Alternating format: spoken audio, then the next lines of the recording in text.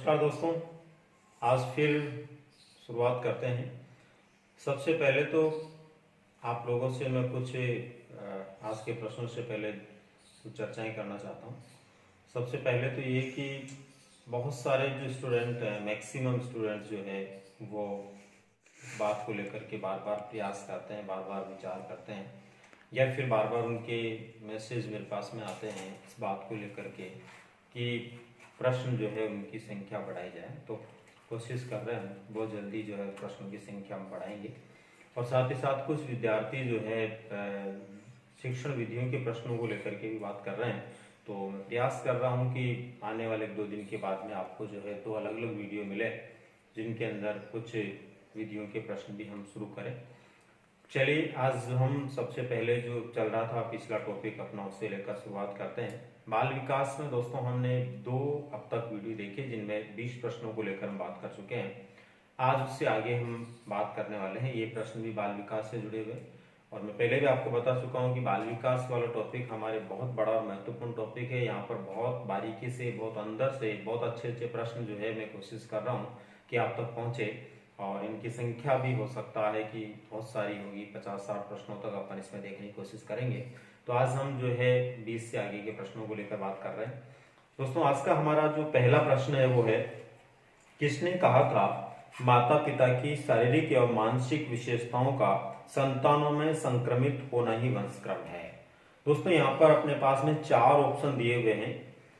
ए एनोस्टी, Holland, Woodworth, James Drever. इन 4 विद्वानों में से कौन से विद्वान के विचार थे वंशक्रम को लेकर के, जिसमें उन्होंने इस बात को कहने का या समझाने का प्रयास किया था कि बालकों के अंदर जो गुण आते हैं विशेषकर शारीरिक और मानसिक प्रकार के, वो वंशक्रम के आधार पर या वंशक्रम के परिणामों के आधार पर होते हैं। तो इस विचार को देने वाले हैं दोस्तों, पहला इसका राइट आंसर है ए एनोस्टसी। इन्होंने ऐसा विचार दिया था कि माता पिता से शारीरिक और मानसिक प्रकार की जो विशेषताएं संतानों में आती है वो ही अपने आप में क्या होता है, वंशक्रम होता है। दोस्तों, यहाँ पर आपको ध्यान में रखना है, वंशक्रम को लेकर बहुत सारे विद्वानों ने अलग अलग परिभाषाएं दी, अलग अलग विद्वानों के अलग अलग विचार हैं। शब्दों को आपको ध्यान में रखना है। जिन विद्वानों ने जो परिभाषाएं दी उनके कुछ निश्चित शब्द होते हैं। तो यहाँ पर 2 निश्चित शब्द आपको ध्यान में रखने, पहले नंबर पर शारीरिक और मानसिक प्रकार की, और दूसरे नंबर पर विशेषताएं। तो यानी शारीरिक मानसिक विशेषताओं का संतानों में आने की बात जहां भी की जाती है तो वहां पर अपना आंसर क्या हो जाएगा, ए हो जाएगा। इसके बाद में अपना दूसरा प्रश्न है आज का, पीढ़ी दर पीढ़ी गुणों का स्थानांतरण के वाहक का काम करते हैं। दोस्तों, माता पिता से संतानों में वंशक्रम के अनुसार जो गुण स्थानांतरित होते हैं उन गुणों को ले जाने का काम कौन करता है। तो यहाँ पर अपने को ध्यान में रखना है, बायोलॉजी के आधार पर यदि हम बात करते हैं तो बहुत गहराई में जाने के बाद में गुणों का जो स्थानांतरण होता है या माता पिता से संतानों में गुण जाते हैं उनको ले जाने का काम वैसे तो गुणसूत्र करते हैं, लेकिन ये आपको अच्छी तरह ध्यान में रखना है कि गुणसूत्रों के ऊपर जीन पाए जाते हैं। प्रत्येक गुणसूत्र के ऊपर जीन पाए जाते हैं। जिस प्रकार आपने देखा होगा लौंग, आपने देखा होगा लौंग के ऊपर की तरफ उसके चारों तरफ छोटी छोटी पंखुड़ियां सी लगी होती है, ठीक वैसे ही गुणसूत्र के ऊपर कुछ जीन लगे होते हैं, और वास्तविक रूप से ये जीन ही होते हैं जो गुणों को एक पीढ़ी से दूसरी पीढ़ी में ले जाते हैं।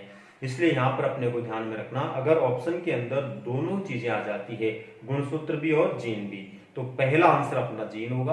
अगर जीन नहीं आता तो वहां पर क्या होगा, गुणसूत्र होगा। तो यहाँ पर अपने को ध्यान में रखना है कि पीढ़ी दर पीढ़ी गुणों को स्थानांतरण करने के लिए या वाहक के रूप में काम करने के लिए सबसे महत्वपूर्ण क्या है, जीन है। तो इसका भी राइट आंसर क्या होगा, ए हो जाएगा। दूसरा है समयमज। समयमज का मतलब होता है जुड़वा बच्चे। देखो, सामान्यतया पशु जो होते हैं उनमें और कई जंतुओं के अंदर 2 या 2 से अधिक संतानें एक साथ पैदा होना कॉमन बात होती है, लेकिन मानव एक ऐसा प्राणी होता है जिसके अंदर बहुत कम ऐसे चांस होते हैं जहां पर जुड़वां बच्चे पैदा होते हैं। तो उन्हीं को लेकर के हमारा प्रश्न है कि समयमज जो होते हैं, जुड़वा बच्चे जो होते हैं सामान्यतया होते हैं, यानी जुड़वा बच्चे जब भी किसी के होंगे तो सामान्यतया उनकी विशेषता क्या होगी, ये अपने को इसमें ध्यान में रखना है। तो इसमें 4 ऑप्शन है, दोनों समान लिंगी होंगी। दोनों समान लिंगी होने का मतलब दोनों या तो लड़के होंगे या लड़कियां होंगी। दूसरा, दोनों असमान लिंगी होंगे। दोनों असमान लिंगी का मतलब होगा कि दोनों में से या तो लड़के हो सकते हैं या एक लड़का एक लड़की हो सकते हैं। इसी तरह से कभी कभी समान लिंगी होंगे, यानी कभी कभी समान और कभी कभी असमान लिंगी होंगे। और चौथा, एक लड़का और एक लड़की होंगे। इनमें से कौन सा नियम सबसे महत्वपूर्ण है, या यूं कहें कि सामान्य रूप से क्या होता है? तो ध्यान रखना दोस्तों आपको कि जब भी समयमज बच्चे पैदा होते हैं, या यूं कहें कि मानव के किसी भी माँ के दो जुड़वा बच्चे एक साथ पैदा होते हैं, तो ये हमेशा मूल रूप से ध्यान में आपको रखना है, या तो दोनों लड़कियां होगी या दोनों लड़के होंगे। कभी भी लड़का और लड़की नहीं होते, बहुत कम चांस ऐसे हो सकते हैं। बाकी मूल रूप से सामान्यतया 99.99% क्या पैदा होते हैं, दोनों या तो लड़के या फिर लड़कियां। तो इसका राइट आंसर क्या हो जाएगा, दोनों समान लिंगी होंगे, या तो दोनों लड़के होंगे या दोनों लड़कियां होंगी। चलिए, इसके बाद में अपना अगला प्रश्न है प्रश्न नंबर 4। वंश क्रम निर्धारण में 50-50% भूमिका माता पिता की होती है। वंश क्रम निर्धारण में 50% गुण माता से और 50% गुण पिता से आते हैं। गाल्टन के इस सिद्धांत के आधार पर कौन सा सिद्धांत बना है? दोस्तों, गाल्टन ने सबसे पहले ये सिद्धांत दिया था, जिसमें उन्होंने कहा था कि माता और पिता के 50-50% गुणों से संतानें जन्म लेती है। इसी सिद्धांत को आगे बढ़ाते हुए इसमें बीज कोषों का सिद्धांत दिया गया था बीजमैन के द्वारा। बीजमैन एक ऐसे विद्वान थे जिन्होंने चूहों पर प्रयोग किया था। और चूहों पर प्रयोग कैसे किया था इन्होंने, आपने पढ़ा होगा। इन्होंने कुछ चूहे घर में पाले और उन चूहों की ये क्या है, पूंछ काट करके घर में रखने लगे।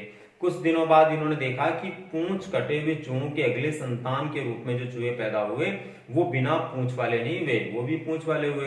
तो ऐसे कई पीढ़ियों तक ये चूहों की पूंछ काटता चला गया, लेकिन हमेशा आगे पैदा होने वाले बच्चे जो थे वो पूंछ वाले पैदा हो रहे थे। इसके आधार पर इन्होंने अपना सिद्धांत दिया था कि जनन द्रव्य कभी भी मरता नहीं है, अमर रहता है, यानी जीवन हमेशा अमर रहता है। इसलिए इनके सिद्धांत को अमरता का सिद्धांत भी कहते हैं, बीज कोषों का सिद्धांत भी कहते हैं, जनन द्रव्य का सिद्धांत भी कहते हैं। और ये सिद्धांत किस सिद्धांत पर आधारित है? ये सिद्धांत जो है गाल्टन के सिद्धांत पर आधारित है। तो इसका राइट आंसर हो जाएगा बीज कोषों का सिद्धांत। इसके बाद में 5वां क्वेश्चन आज अपना, बाल विकास में जीवन कथाओं, बायोग्राफी। बायोग्राफी का मतलब कई फिल्में आपने देखी होंगी, किसी फिल्म के अंदर किसी व्यक्ति की बायोग्राफी होती है, उसके आधार पर फिल्म बनाई जाती है, तो उसको अपन सामान्य भाषा में बोलते हैं जीवन कथा। यानी किसी व्यक्ति की जीवन की कथा को लेकर के जब हम पढ़ाई करते हैं, पढ़ते हैं, तो वो अपने आप में कहाँ काम आती है, विशेषकर बाल विकास के क्षेत्र में। तो दोस्तों, बाल विकास के क्षेत्र में यदि हम बात करें जीवन कथाओं को लेकर के, तो बाल विकास के क्षेत्र में जीवन कथाओं का उपयोग वहां पर किया जाता है जहां हमें वंश क्रम को समझना हो, वंश क्रम के प्रभाव को जानना हो, वंश क्रम निर्धारण के बारे में जानना हो, या बालक के विकास की गति को देखना हो। तो इसका राइट आंसर होगा बी, वंश क्रम के प्रभाव को जानने के लिए। वंश क्रम का प्रभाव कैसे आता है, इसी आधार पर तो कहा जाता है कि जैसे गुण माता पिता में होते हैं वैसे ही संतानों में होते हैं। इसका मतलब माता पिता से संतानों में क्या प्रभाव आ रहे हैं, वंश क्रम के अनुसार क्या प्रभाव उन पर पड़ रहे हैं, उन प्रभावों को जानने के लिए विभिन्न प्रकार की कथाओं का या जीवन कथाओं का या बायोग्राफी का उपयोग किया जाता है। तो 5वें प्रश्न का राइट आंसर होगा बी। अगला है 6ठा प्रश्न अपना, किसने अपने 10 माह की बालक के साथ एक चिंपांजी को पाला? दोस्तों, दुनिया में बहुत सारे ऐसे मनोवैज्ञानिक हुए हैं, बहुत सारे वैज्ञानिक हुए हैं जिन्होंने कई बातों को सिद्ध करने के लिए अपने आप को, अपने बच्चों को, अपने कैरियर को कई बार दांव पर लगाया और उसके आधार पर उन्होंने कई निष्कर्ष दिए। तो ऐसे ही विद्वानों में यहाँ पर कुछ नाम दिए हुए, उनमें से हमें उस विद्वान का नाम छांटना है जिन्होंने ये कार्य किया था कि अपने 10 माह के बालक के साथ में एक चिंपांजी के बच्चे को ला करके पाला। जैसे अपने बालक को पाल रहे थे वैसे ही सारे के सारे व्यवहार उस चिंपांजी के बच्चे के साथ इन्होंने अपनाया। कपड़े पहनाना, स्नान करवाना, सुलाना, खाना खिलाना, पढ़ाना, सब कुछ। और दोस्तों परिणाम क्या निकला, जिससे वह मानव बालक की तरह चम्मच से खाने लगा। वो चिंपांजी का जो बालक था वो भी चम्मच से भोजन करने लग गया। ऐसा कहते हैं वो कपड़े भी पहनने लग गया था। ऐसा कहते हैं वो उसी की प्रकार से गोद में आना, उसी प्रकार से सोना, खिलौने से खेलना, सब व्यवहार करने लग गया था। और सबसे बड़ी बात ये कि वो 50 शब्द भी बोलने लग गया था। तो ऐसे विद्वान कौन से हैं? इसमें 4 ऑप्शन दिए हुए, Kellogg and Kellogg, Gardner Murphy, James and Rees और लुकोज। तो दोस्तों इसका राइट आंसर है केलांग एंड केलांग। इन्होंने इस प्रकार का प्रयोग करते हुए सिद्ध किया था कि यदि किसी भी बालक को जन्म के बाद किसी भी ऐसी परिस्थिति में रख दिया जाता है तो वो उसी परिस्थिति के अनुसार जो है वहां के वातावरण के अनुसार अपने व्यवहार में ढलने लग जाता है। तो चिंपांजी का जो बच्चा था वो भी मानव की तरह व्यवहार इसलिए करने लग गया था कि मानव बच्चे के साथ में उसका लालन पालन हुआ था। इसके बाद में अगला प्रश्न है 7वें नंबर पर आज का अपना, मनुष्य क्या करता है? मनुष्य क्या करता है यह उसके वातावरण पर निर्भर है। मनुष्य क्या करता है यह उसके वातावरण पर निर्भर है। यह विचार देने वाले विद्वान हैं। कौन से विद्वान ने विचार दिया था कि मनुष्य क्या करता है यह उसके वातावरण पर निर्भर है, यानी जैसे वातावरण में मनुष्य रहता है वो उसी प्रकार का व्यवहार करने लग जाता है। हम किसी व्यक्ति के बारे में कई बार कहते भी हैं कि वह रहता है ऐसे ही लोगों के बीच में इसलिए ऐसा हो गया, उसका तो वातावरण ही वहां पर ऐसा इसलिए ऐसा हो गया, वहां का माहौल ही ऐसा था इसलिए ऐसा हो गया। इसका मतलब जैसा वातावरण होता व्यक्ति वैसा ही कार्य करने लग जाता है। ये विचार किसके द्वारा दिए गए थे?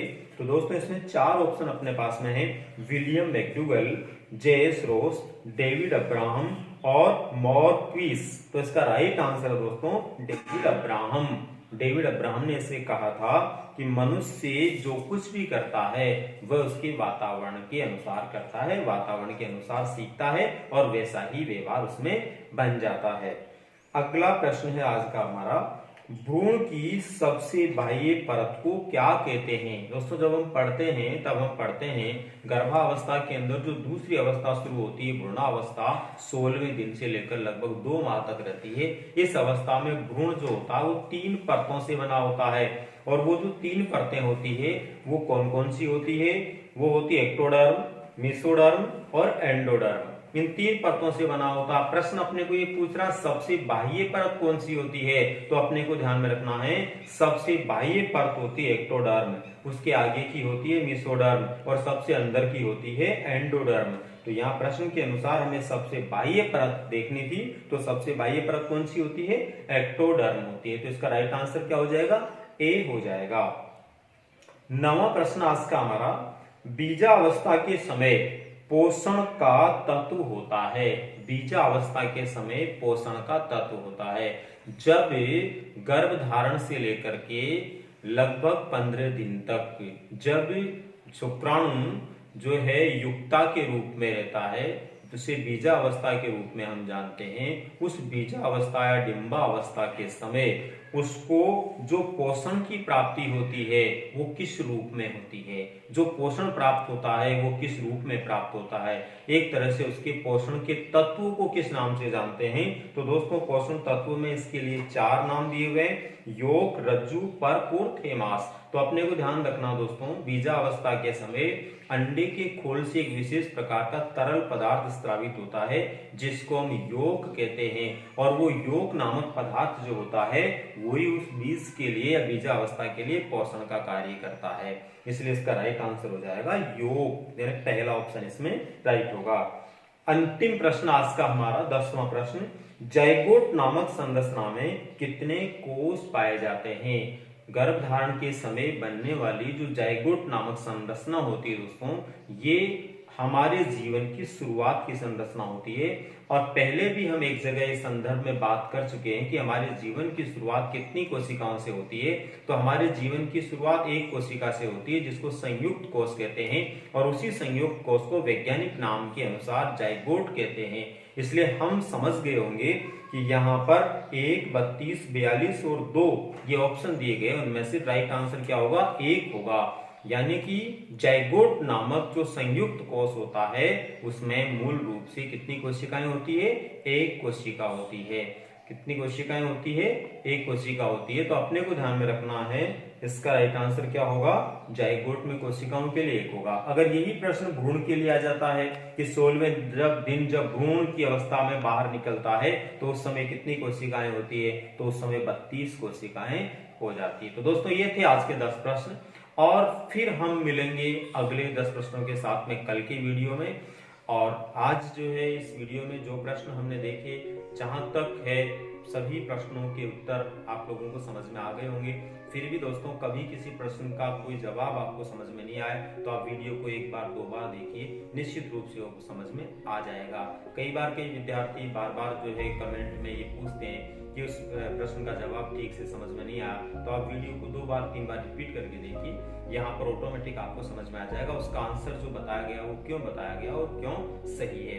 इसके अलावा दोस्तों आपको मैं ये भी बता देता हूँ कि यदि प्रश्नों की संख्या 100, 150, 200, 500 हो तो वहां पर कोई प्रश्न का उत्तर गलत होने की संभावना रहती है। लेकिन अपने को ये ध्यान में रखना है कि यहाँ हमारे पास केवल 10 प्रश्न होते हैं और 10 प्रश्नों को बताने के लिए पर्याप्त समय भी होता है और उनको तैयार करने के लिए भी पर्याप्त समय होता है। तो तनिक मात्र भी या निमिष मात्र भी इसमें कोई त्रुटि नहीं होती है। इसलिए बिना किसी शंका के, बिना किसी संकोच के आप इसी प्रकार से इनको याद करते जाइए। निश्चित रूप से मैं प्रयास कर रहा हूँ कि आपके लिए बाल विकास से संबंधित या यूं कहें पूरे मनोविज्ञान के प्रत्येक टॉपिक से संबंधित बहुत सारे ऐसे प्रश्न आपको मिल चुके होंगे परीक्षा तक कि आप लोगों को आने वाली परीक्षा में बहुत अच्छी मदद मिलने वाली है इन प्रश्नों के माध्यम से। दोस्तों इसी के साथ में आज का वीडियो हम यहाँ खत्म करते हैं।